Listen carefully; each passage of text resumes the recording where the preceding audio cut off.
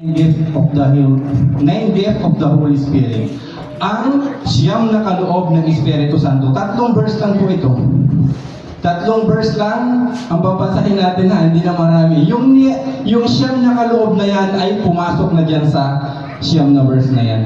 Pakitayo nga, pakibasa. 1 Corinthians chapter 12 verse 8 hanggang 10.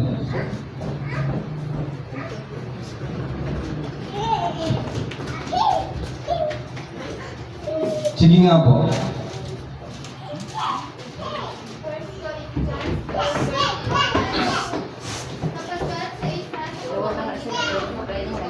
Ay binibigay ang salita ng karunungan at sa iba ay ang salita ng kaalaman ayon din sa Espiritu. Sa palataya, sa gawin ng Espiritu, at sa iba ay ang mga kaloob na pagpapagaling sa iisang Espiritu, at sa iba ay ang mga paggawa ng mga sala, at sa iba ang bigla, at sa iba ay ang pagkilala sa mga Espiritu, at sa iba ay iba't ibang wika, at sa iba ay ang pagpapaliwanag ng mga Amen. Palakpakan po natin ang Panginoon.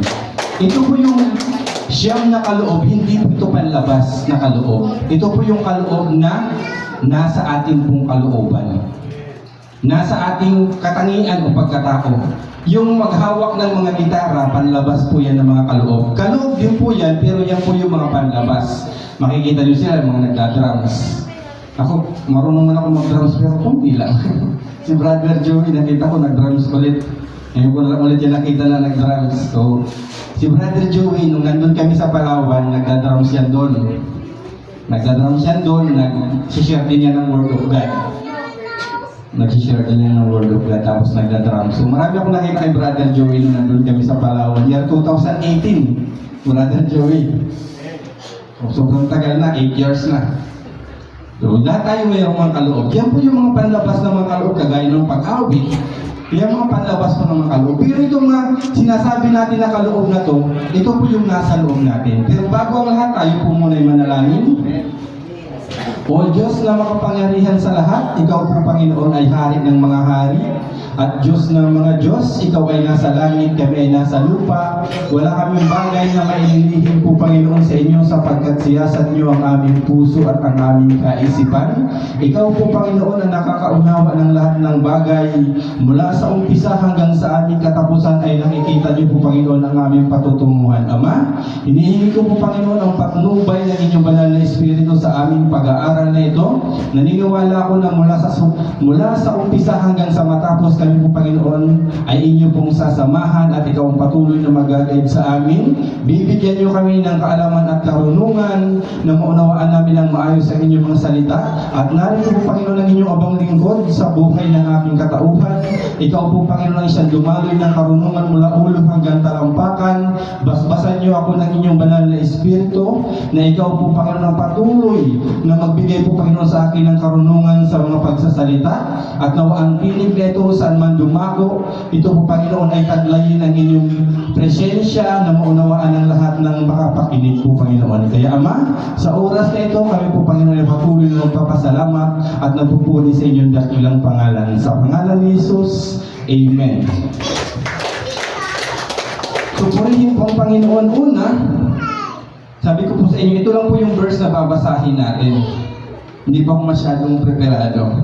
So yung una, alam nyo ba may dalawang nauuna dyan na halos magkaparehas?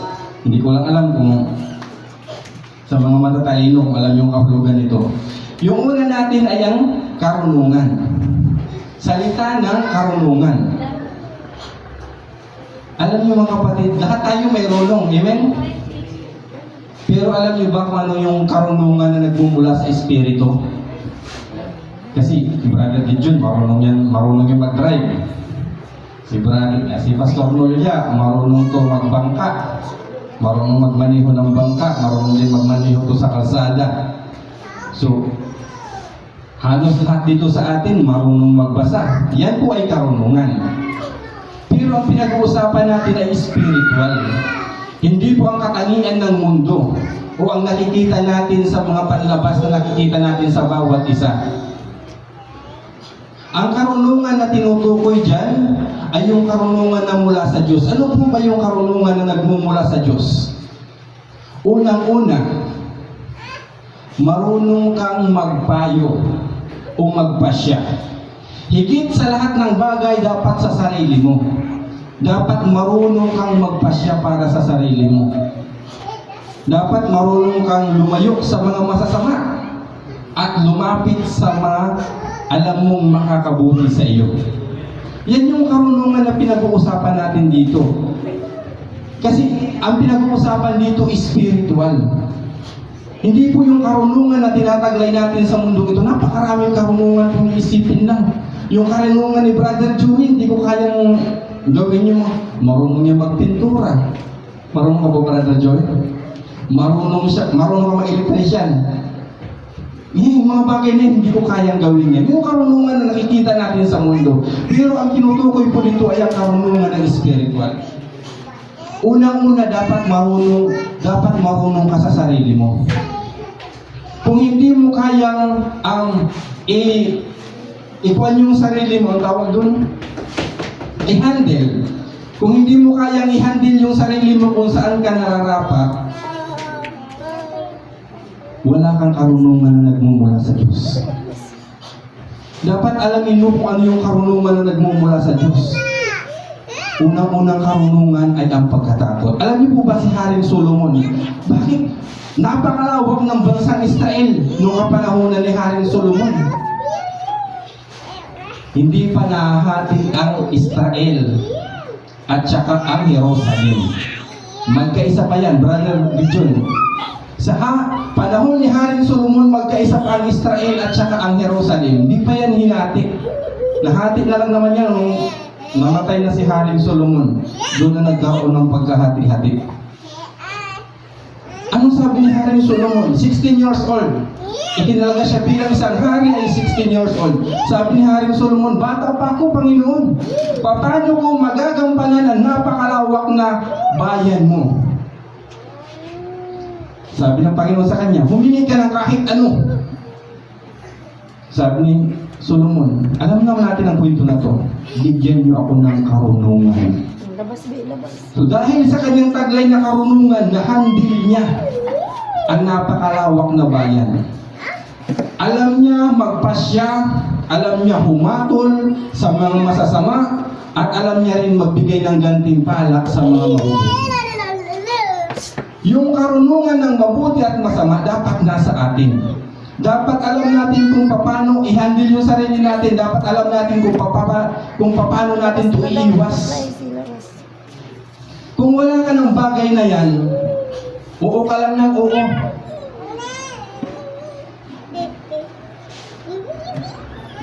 Mapadaan ka lang sa mga nagkukwentuhan ng mga marites. Matawag ka lang ng kaunti, naging marites ka na rin. Mapadaan ka lang sa mga sampul natin. Ang nagsasyap, bibigyan ka lang ng isang baso. Napasyap ka na rin. Dapat, kung mayroon tayong karunungan na nagmumula sa Diyos, alam natin kung paano tayo umiwas. Paano tayo mag-handle. Kasi ang karunungan na tinutukoy po dito, magandang umaga po sa mga bagong dating po. Ang karunungan po na tinutukoy po dito ay karunungan ng spiritual. Hindi po karunungan ng mundo ng ating pong mga nakikita ngayon. Kung mayroon kang karunungan, marunong kang magpayo at marunong kang magpasya. Yan yung karunungan na nagmumula sa Diyos. Lahat naman tayo, marunong naman talaga tayong magpasya. Amen? Pero alam nyo ba, iilan lang yung marunong sa ating magpayo. Sample ko lang sa inyo, nung sinabi ni Pastor Tayakta,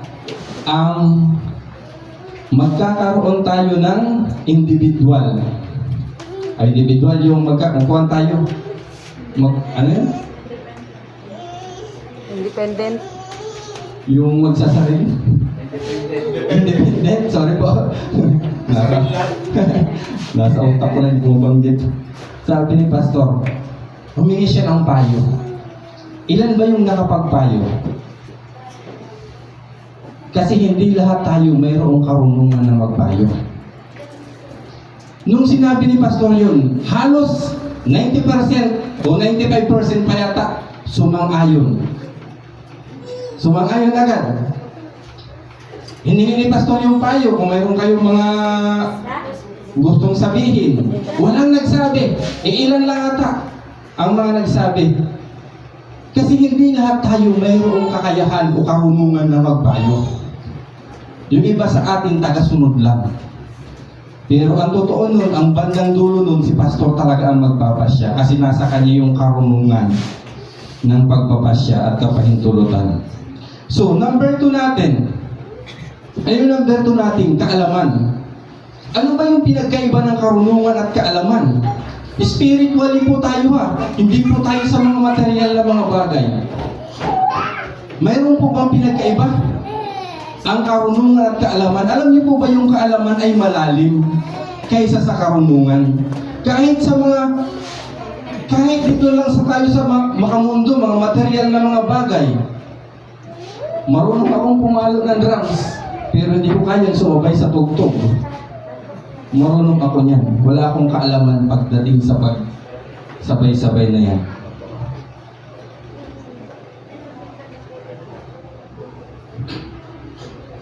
Sa spiritual, yung kaalaman, alam niyo po ba, bibihira sa atin ang nagkakaroon ng kaalaman pagdating sa Biblia? Lahat tayo marunong, kasi marunong tayo magbasa. So, pag may nabasa natin, alam natin ganito, ganyan.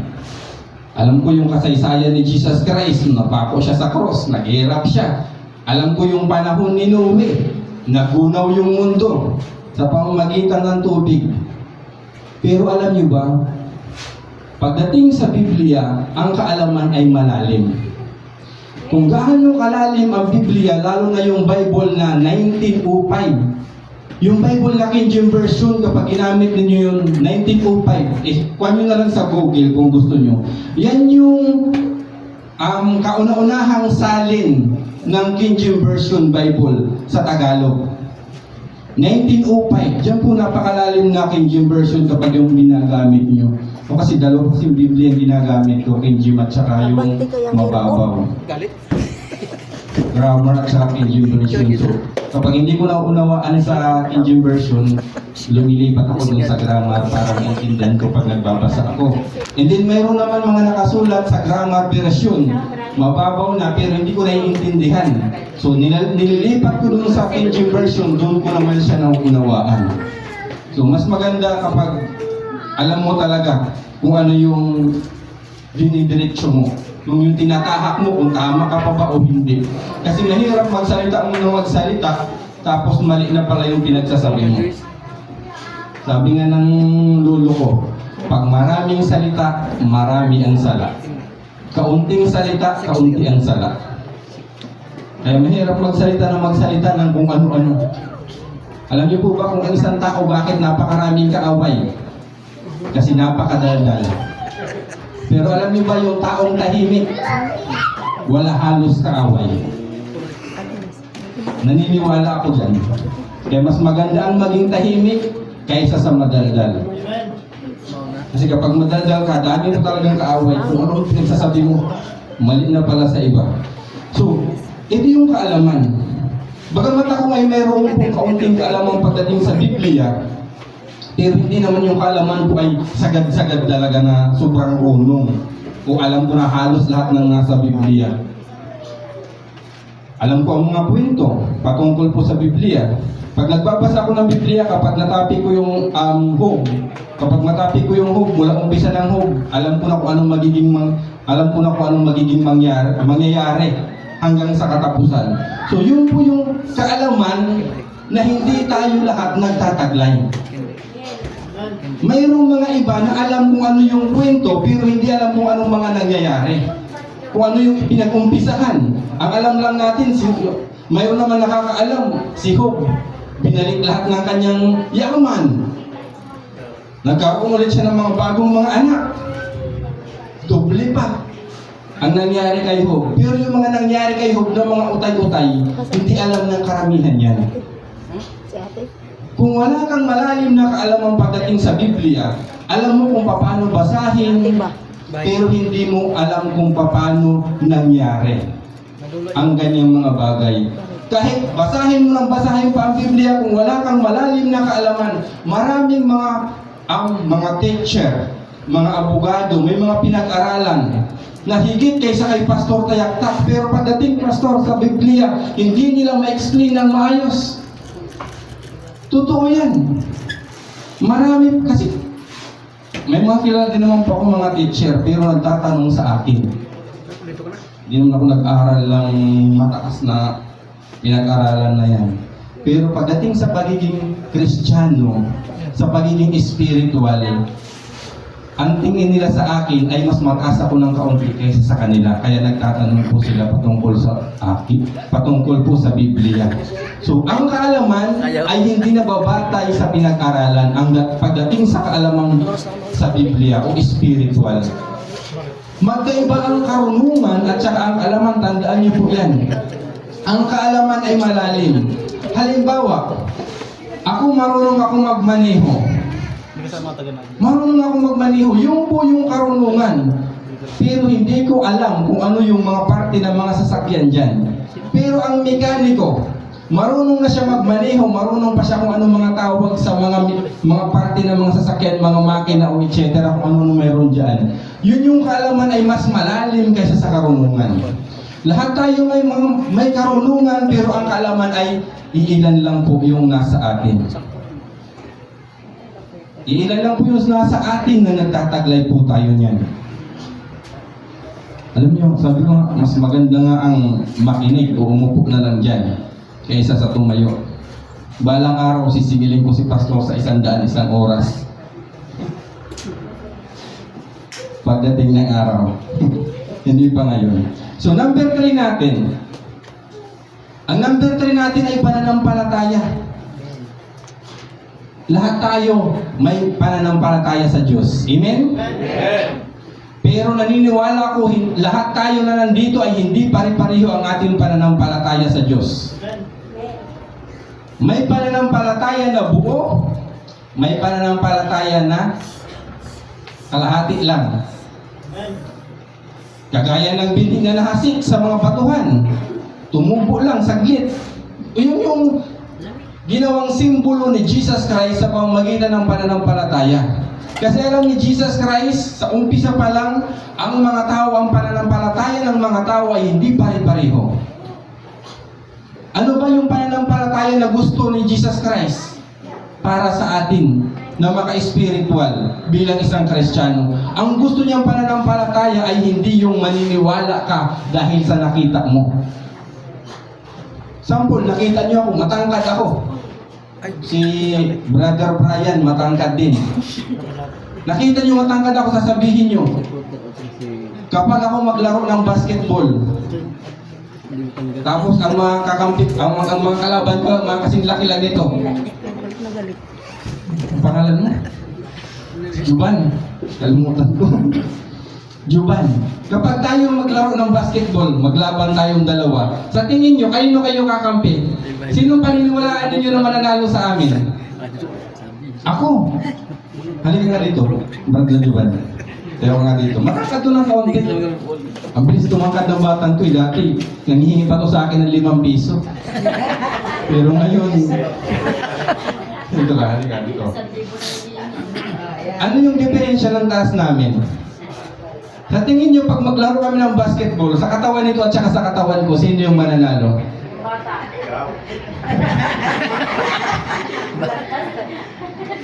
Kaya ko pang magbuhat ng 50 kilo pa taas, walang sayad sa katawan. Malakas pa ako. Sa tulong po ng Panginoon. Mananampalataya kayo na ako yung mananalo kasi nakikita nyo. Malaki ako kaysa sa kanya, mataas ako kaysa sa kanya. Yan yung pananampalataya dahil sa nakikita. Pananampalataya dahil sa nakikita. Ang gusto ng Diyos na pananampalataya natin sa verse o sa number 3 natin ay yung pananampalataya ng maka-spiritual. Ano ba yung pananampalataya ng maka-spiritual? Kasi lahat ng tinutukoy dito sa 9 gift of the Holy Spirit ay pananampalataya na nasa ating loob. Hindi mga panlabas na mga bagay. Ano po ba yung tinutukoy? Yung pananampalataya na hindi nakikita. Sabi sa Hebreo, ang pananampalataya na hindi nakikita. Kanina si Nanay Remy, may usap kami. Sabi ko na may service kayo? Wala daw. Naglakad lang daw sila. Nasa Bukana sa Sakan. Wala daw. Walang bangka sa ilog. Hindi sila nakapag-shortcut. So ikot sila. Pasensya Nanay kung minamaritis kita ng kaunti. Ikot daw sila. Gano'ng kalayo yun. Iikot ka papunta. Naglalakad ka papunta dito sa simbahan mula sa Bukana sa Sakan. 1 oras siya mahigit siguro. 1 oras mahigit. Kung minumotor ko nga yan, mula Bukana sa Sakan papunta nito, naabot ako ng 20 minutes. Ay ano pa kaya kung maglakad ka pa? Baka abutin ka pa ng 2 oras. Brother John, tama ba? 2 oras? 1 oras megit. Pero pumunta sila dito dahil sa pananampalataya. Hindi naman nila nakikita na i-bless sila. Asan yung bless ninyo? Asan yung pagpapala ng Diyos sa inyo ngayon? Nakikita nyo ba? Hindi ko kayo bibigyan ng tag-1,000. Wala akong pera. Aywan ko si Pastor kung magbibigay sa inyo mamaya ng pamasahe pabalik. Pero ako, ang dinadala ko palagi ay tanging panggastos at pamasahe ko lang. Kasi kung ilan yung nadadala ko, ganun din yung nauubos ko. So kaya hindi ako mahilig magdala-dala ng mga pera. Lalo na kapag walang perang madadala. Kaya hindi talaga madala-dala. So, bahala na si Pastor kung magbibigay ng pamasahe ng pabalik kasi wala silang masakyan. Hindi ako nagpaparinig, Pastor. So, purihin po ang Panginoon kasi, mga senior na kaya yan. Kagaya ko natin pong mga bisita ngayon, mga senior na rin po. Pero sabi ko sa nanay ko, 66 years old, going to 67. Mas maganda yung mag-exercise. Kasi pag matambay ka, mas lalong maghihina yung katawan mo. Kaya kapag naglalakad siya mula sa amin hanggang mga 20 minutes siguro papuntang bilihan ng dali papunta sa amin. Pag naglalakad siya, kahit may motor kami, hinahayaan ko lang siya. Basta huwag lang sobrang init. Kasi iba naman na po yun. Hapon, umaga, pag naglalakad lang siya, hinahayaan ko siya. Hindi ko siya kinukonsinti. Na porkit matanda na, masyado nang gagawin yung special o mas lalong hihina ang kanilang katawan kapag manatili silang nakahiga, nakaupo na lang lagi. Dapat exercise din kapag tumatanda na. Mahal na mahal ko yung ina ko. Share ko lang po. So, ito po yung ating pong pananampalataya ha. Yung ating pong pananampalataya ay yung mga bagay na hindi nakikita. Naniniwala yan sila, yung mga matatanda na yan, na sila ay ibibless ng Panginoon.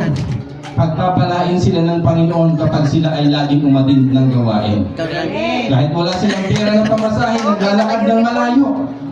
Pero hindi nila nakikita kung saan nanggagaling yung ibibigay ng Diyos. Kung sino ba yung magbibigay sa kanila mamaya.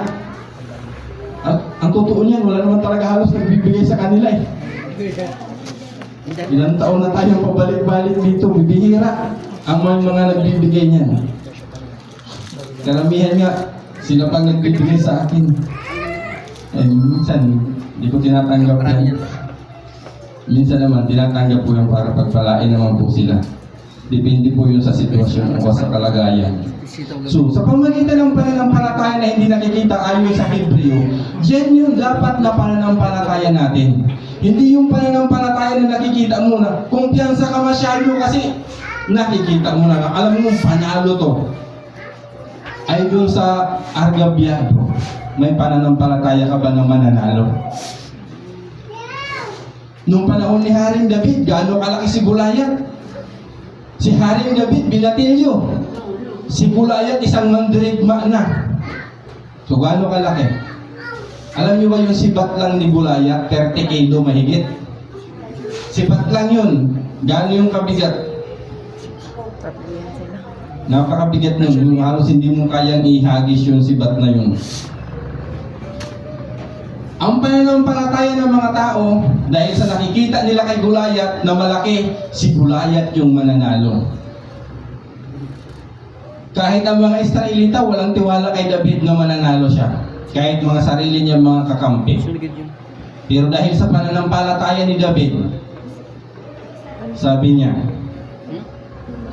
ang Diyos ay nasa akin. Panalo siya. Palakpakan po natin ang Panginoon. Nakita ba ni David na ang Diyos ay nasa kanya? Hindi naman niya nakita yun. Pero nanampalataya siya na ang Diyos ay nasa kanya kahit hindi niya nakikita, alam niyang may kakampi siya. Sa bandang huli, tagumpay siya. Kahit mahina ka ngayon, manampalataya ka, ang Diyos ay nasa iyo. Tagumpay ka. Yan yung pananampalataya na dapat sa isang Kristiyano. Hindi yung pananampalataya na dahil lang sa nakikita mo. Number 4 natin, yung kaloob ng pagpapagaling. Alam niyo, bilang isang Kristiyano, hindi naman ako as in inborn, pero medyo matagal na ako ng kaunti sa pagiging Kristiyano.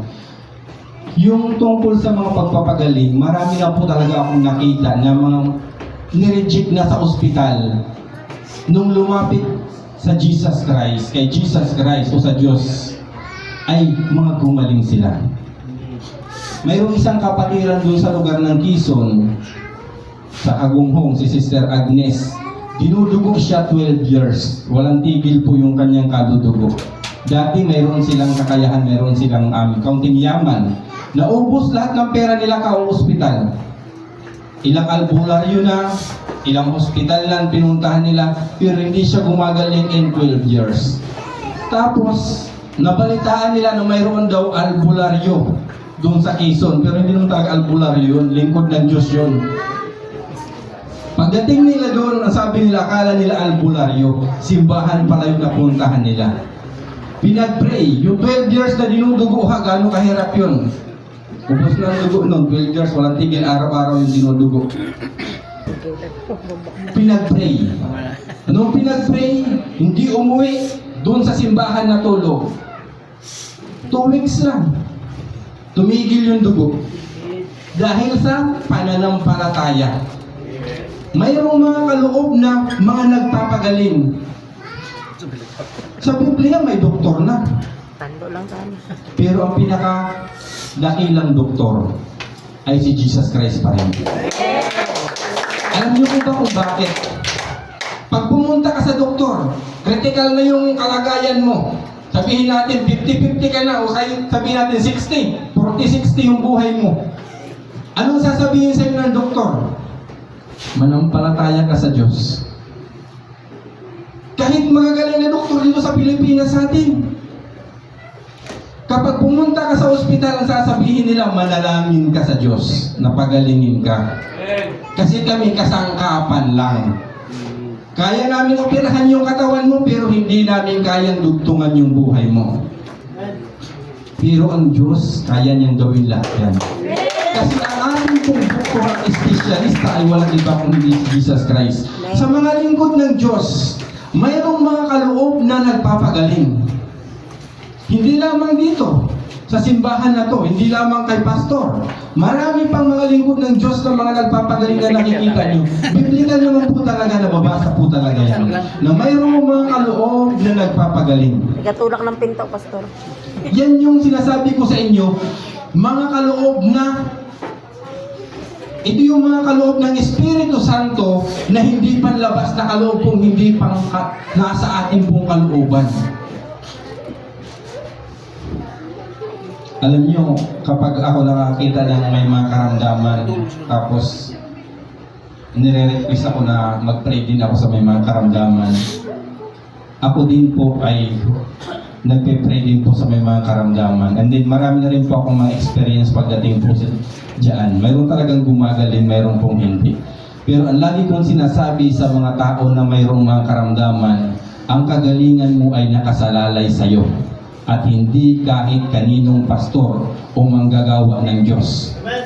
Kasi kahit si Pastor Tayaktak may pananampalatayang mataas sa Diyos, kung ang kanyang pinapag-pray ay walang pananampalataya at hindi naniniwala na gagaling siya sa pamamagitan ng prayer ni Pastor Tayak ay useless. Walang halaga ang panalangin ni Pastor. Kahit si Brother Gideon pa manalangin dyan, kahit pastingan pa nila ng 3 days yan, kahit 7 days pa, o 21 days, kasi dun sa kabila, uso yung mga fasting doon. Naranasan ko rin naman po yun kasi nagdayo na rin kami dyan dati. Susunod ka na, buti Nagdayo na rin po kami dyan dati ng Susunod magpapasting-pasting. ka na eh. Buti dumating ka. So, hindi ko masyadong yun si Brother Gideon tapos May pagturo ka pa eh, si naka-assign Gideon, ka. nakikita ko pa lang yan paminsan-minsan, yung mga kanlos, nakikita ko ito paminsan-minsan. Luma ko eh. Kasi masyadong close, itong sa kabila, masyadong close yan dun sa amin dati. Halos nagpapalitan ng tao dun sa amin sa Quezon. So, kahit sino, kapag ang isang taong walang pananampalataya, inilapit mo sa Diyos at hindi pa rin pananampalataya na gagaling siya sa Bigay mo pamamagitan na sa ng mama prayer, niya. walang kabuluhan yan. Nandun ang mama niya. Pero bilang lingkod ng Diyos, si Pastor Tayaktak, hindi yan tatanggi. Tama pa, son?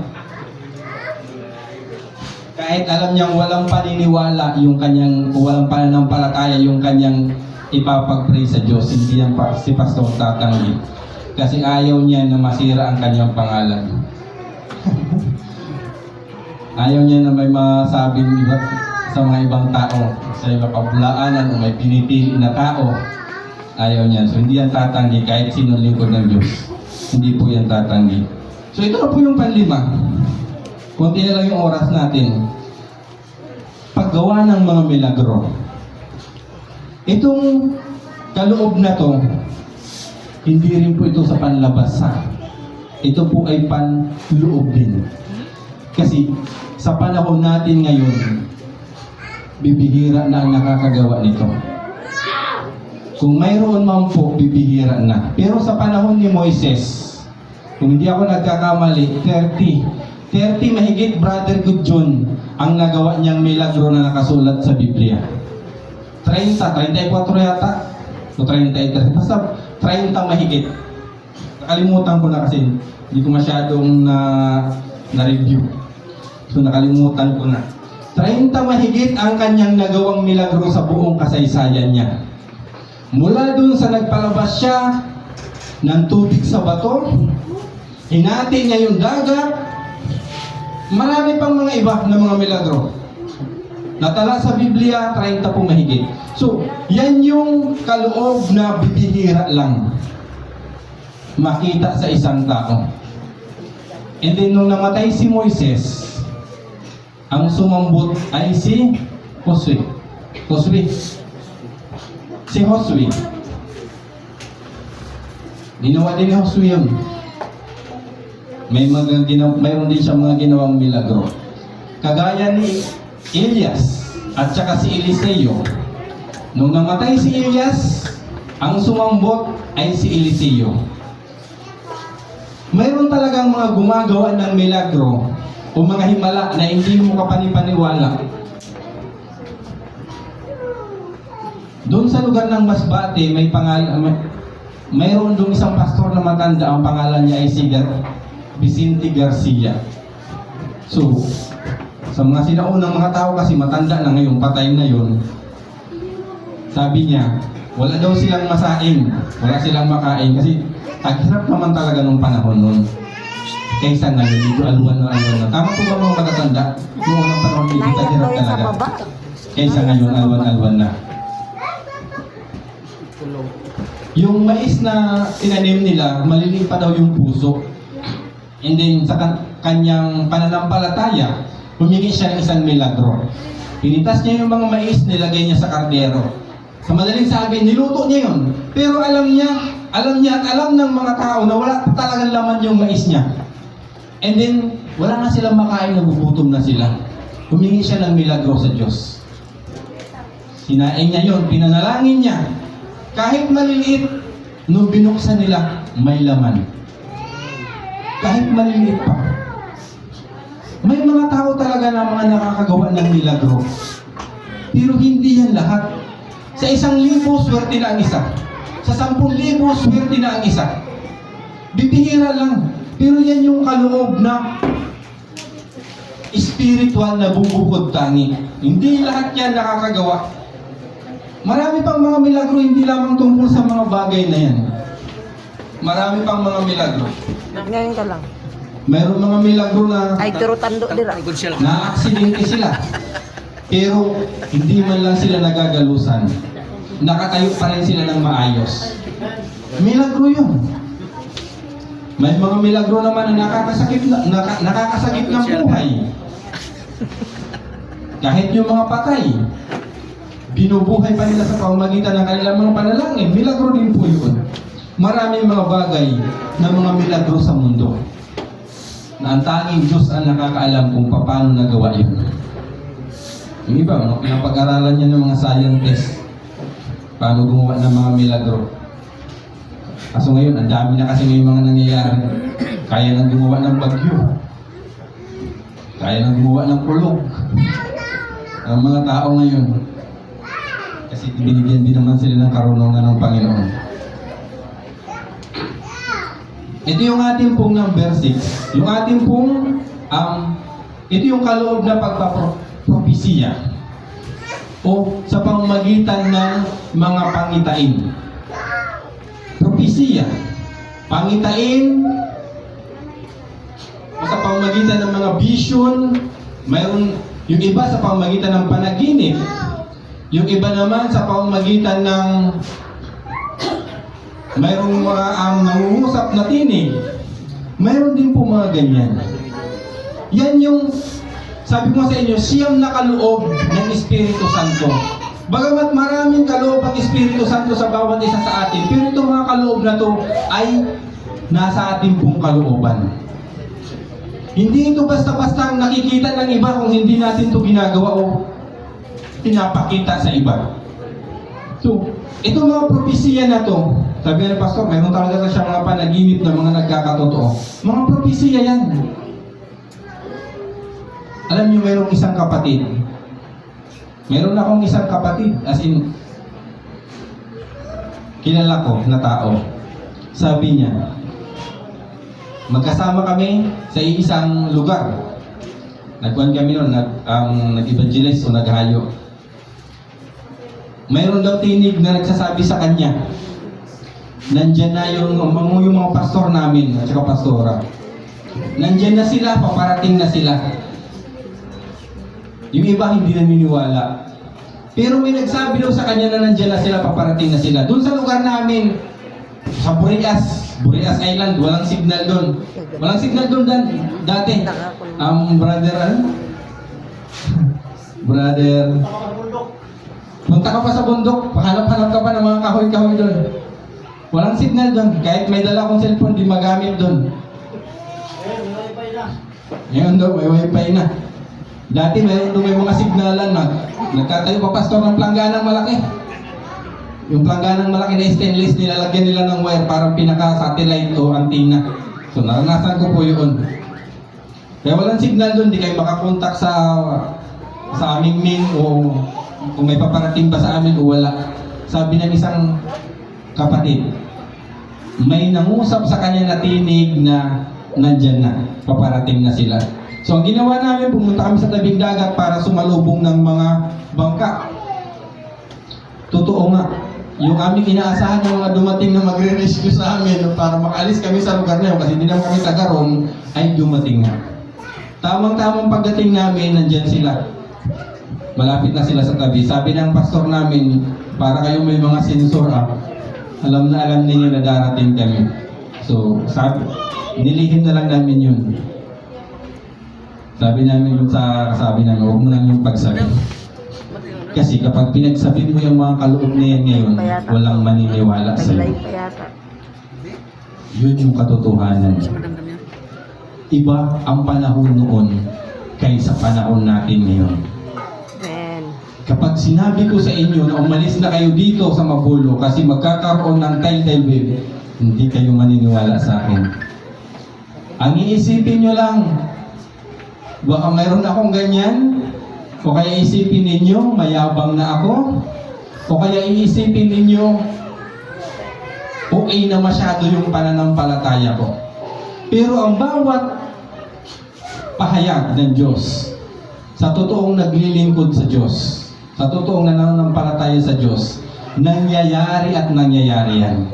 Hindi man ngayon, Pastor, pag sinabi ko, Pastor, na umalis ka na dito, kasi magiging dagat na tong lugar nyo. Hindi man ngayon, darating ang panahon, mangyayari ang Pastor. Experience mo yan, Pastor, tama? Sabi mo? Hindi man ngayon mangyayari at mangyayari yan.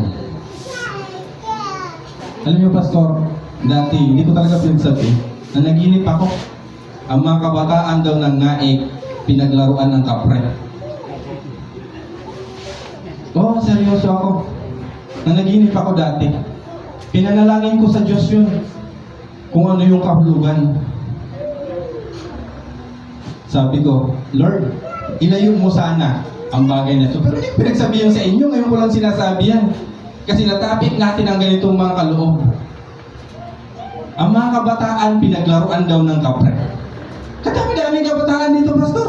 Ilang piraso na yung Pastor? 40 plus na yata yun. Ilan yung natira ngayon?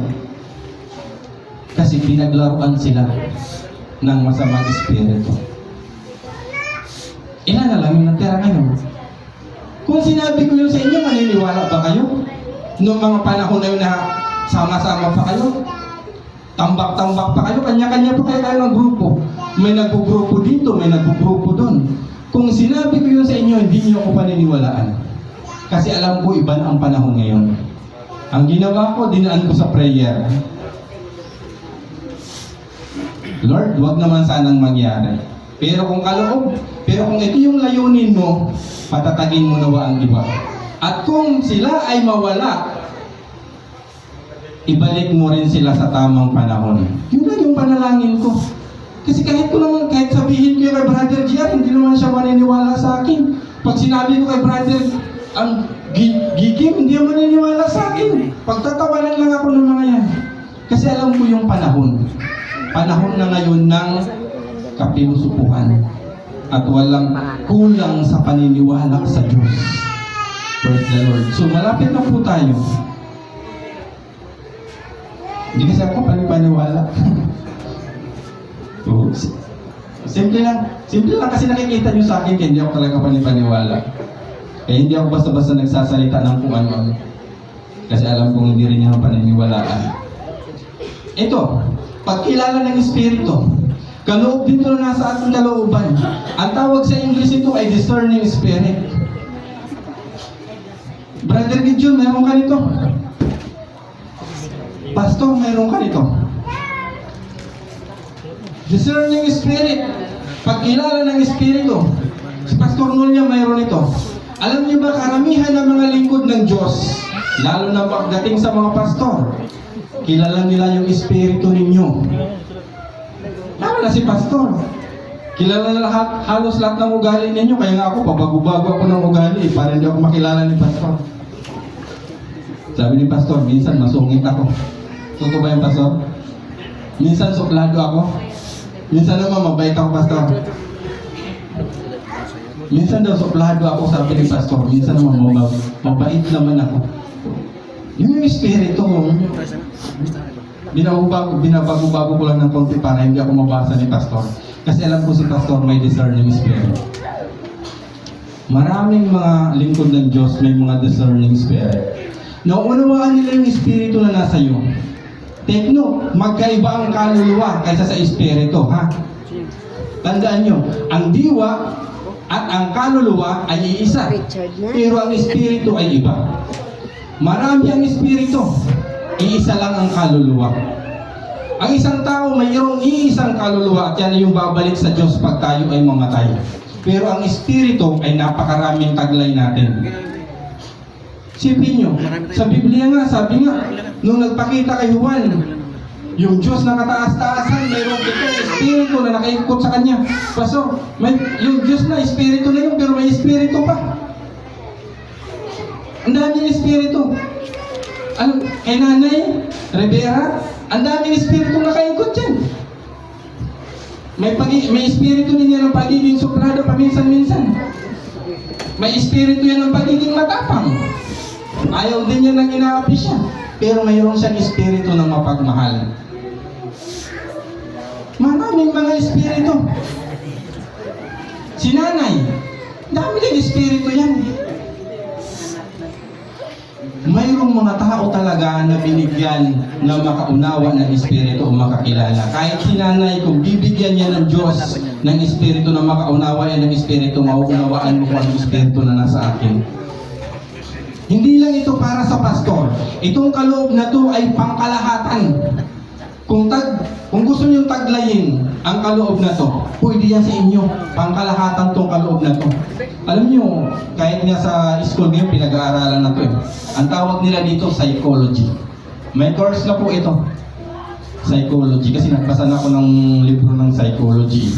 Sa psychology, mayroon silang 4 na pinagtutugma o pinagtatansya-tansya para ma-sure nila ng 75%. 75% lang yung sure nila na tama yung kanilang hinala. Pero kapag may espiritu ka ng Diyos, hindi mo na kailangan magtugma-tugma pa. Mauunawaan mo ang espiritu ng isang tao kapag kaharap mo. Kapag mayroon kang espiritu ng Diyos.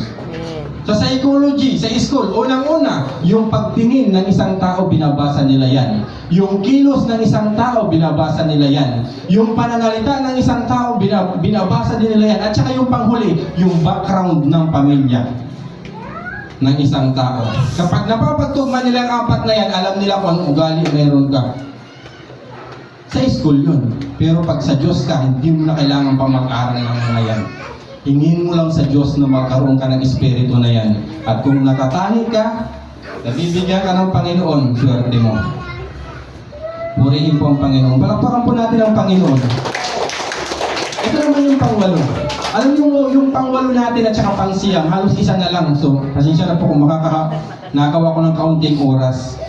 Kasi itong pang-8 natin ay yung magsalita ng ibang wika. At yung pang-9 naman ay ang kakayahan naman na magpaliwanag nito. Alam niyo yung magsalita ng ibang wika ay totoo. Kaya kung mayroong mga tongues, speaking of tongues, kung mayroong mga nagsasalita ng iba't ibang wika o speaking of tongues sa inyong harapan, wag po ninyo silang kutyain, wag ninyo silang laitin, wag ninyo silang sabihin na naggagawa-gawa lang ng kung ano-anong salita. Pero kung ang naririnig na ninyo ay kaserola, kardero, ay nauunawaan nyo na yan, hindi na kailangan ipaliwanag pa yan ng iba. Pero kapag salita ng ibang mga wika, ang binanggit nila, wag po hayaan yung nagsasalita ang humarap sa Diyos. Kung tama ba yung pinagsasabi niya, o gumagawa-gawa na lang siya. Pero kapag pinabulaanan mo yan, sinabi mong nag-i-emotion lang yan, at totoo pala yung kanyang sinasabi, ikaw yung mananagot sa Diyos. Mas maganda pa ang huwag kang magpasan kung hindi mo naman yan dala-dala. Ibigay mo yung pasanin na yan sa mismong nagtataglay niyan o sa mismong nagdala niyan. Kaya kung may magsalita dyan ng iba't ibang wika, kahit anong sabihin nila, hayaan nyo sila. Kasi totoo yan. Mayroon talagang nagsasalita ng iba't ibang wika. Alam nyo, ako, nakakaintindi ako ng salitang Bicol. Marunong din ako magsalita ng Bicol. Nakakaintindi ako ng salitang Waray. Marunong din ako magwaray. Sa salitang Bisaya, nakakaintindi ako, marunong din ako magbisaya. Sa English, konti lang. Kahit pa paano, mayroon din. Sa English, konti lang. Sa Tagalog, ganun din. Kahit sa malalalim na Tagalog ay pinag-aralan ko. Nakakaintindi rin po ako niyan at marunong din po ako magsalita ng mga malalalim na Tagalog. So, mayroong mga tao talaga na kayang taglayin yan. Alam mo si Eli Soriano, lahat ng wika alam niya eh. Chinese, kahit sa iba't ibang mga Japanese, alam niya yan. Si Eli Soriano, so pinag-aralan niya kasi yun. Pinag-aralan niya mga wika na yun. Pero ang kaloob ng Diyos na iba't ibang wika ay hindi pinag-aaralan. Alam niyo, kahit yung nagsasalita niyan ay hindi niya rin niya naiintindihan. Kasi yung salita ng mga anghel ay pwedeng yan yung sinasabi niya. Yung salita ng Espiritu ay yan yung pwedeng sinasabi niya. Ang sabi ng Biblia, ang nagsasalita ng iba't ibang wika ay nagpapalakas sa kanyang sarili. Yun yung sabi ng Biblia. Pero kung puro kasalita ng ibang wika at wala naman nakakapagpaliwanag, kapag sinabi mo yan sa maraming tao, tas wala naman nakakapagpaliwanag yan, sabi ng Biblia, manahimik ka na lang. Pero kung ang salita mo, pinapalakas mo lang yung sarili mo, go lang. Pero kung para sa iba, yung sinasalita mo ay para sa iba, sa tingin mo para sa iba yan at hindi para sa sarili mo, manahimik ka na lang kung walang nagpapaliwanag. Kasi para ka lang isang batingaw, pumupukpok ka lang pero hindi nauunawaan. Ang salita ng ibang wika ay marami. Alam niyo po ba, dito nga sa Pilipinas, ilang salita ang mayroon tayo dito? 200 plus yata. 200 plus yata yung salita dito sa Pilipinas. So, sobrang dami. Iba-iba. Maraming iba't ibang wika. Lalo na yung mga salitang katutubo. Hindi natin maintindihan yan. Sa Pilipinas pa lang yun, ha? Ay kung isasama mo yung ibang wika ng ibang bansa. Wika ng ibang bansa, iba't ibang wika din na nandoon sa kanila, mas lalo mong hindi maiintindihan. Kaya kung hindi mo maiintindihan yung sinasabi ng isang kapatid mo o isang manggagawa na nagsasalita ng iba't ibang wika, ay huwag mo na lamang siyang pagpupunahin. Makinig ka na lang, sabi ng matatanda, makinig ka dahil may tainga ka. Tumingin ka dahil may mata ka. Pero huwag mong gagamitin yung bibig mo para magkasala ka. Praise the Lord. Purihin po ang Panginoon. At yung pangsiyam ay yung nagpapaliwanag ng iba't ibang wika. Kung mayroong nagsasalita ng ibang wika at nauunawaan mo naman, pwede mong ipaliwanag yun. Kaya mayroong mga missionary na pumupunta dito sa atin, mga Amerikano, mga Negro, mga Korean, mayroon talaga silang mga interpreter. Kapag nagsasalita sila, mayroon din isang magsasalita, nag-i-interpret. Kasi kung sila lang magsasalita at hindi na yung intindihan naman ng mga Pilipino, useless lang din po yun.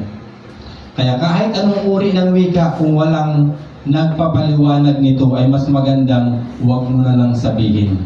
Pero kung tungkol yan sa pagpapalakas ng sarili mo habang nananalangin ka, nakapagsalita ka ng iba't ibang wika at kaloob yan ng Espiritu Santo, huwag kang mahiya sa katabi mo. Huwag kang mahiya sa katabi mo. At ikaw naman na katabi niya, huwag mo siyang pagpipunahin kasi baka mabusong mo ang Espiritu Santo. Kapag kaloob yan ng Espiritu Santo, ang ginagawa mo ay pagkakasala sa Espiritu Santo. Tama ba, Pastor? Kapag kinuhan mo ang Espiritu Santo, question mo. Kapag kaloob yan ng Espiritu Santo at question mo yan, ikaw ay nagkasala sa Espiritu Santo. At ang pinakamahirap nito, ang pagkakasala sa Espiritu Santo, Pastor, ay walang kapatawaran. Kaya mas magandang manahimik kaysa sa magsalita. Sabi ko nga sa inyo, pag maraming salita, marami ang sala. Mas gusto ko ang taong tahimik kaysa sa taong madaldal. Ang taong madaldal, maraming kaaway. Ang taong tahimik, simple ang kanyang pamumuhay. Palakpakan po natin ang Panginoon. Inabot ko na po sa ating po ang Master Ceremony.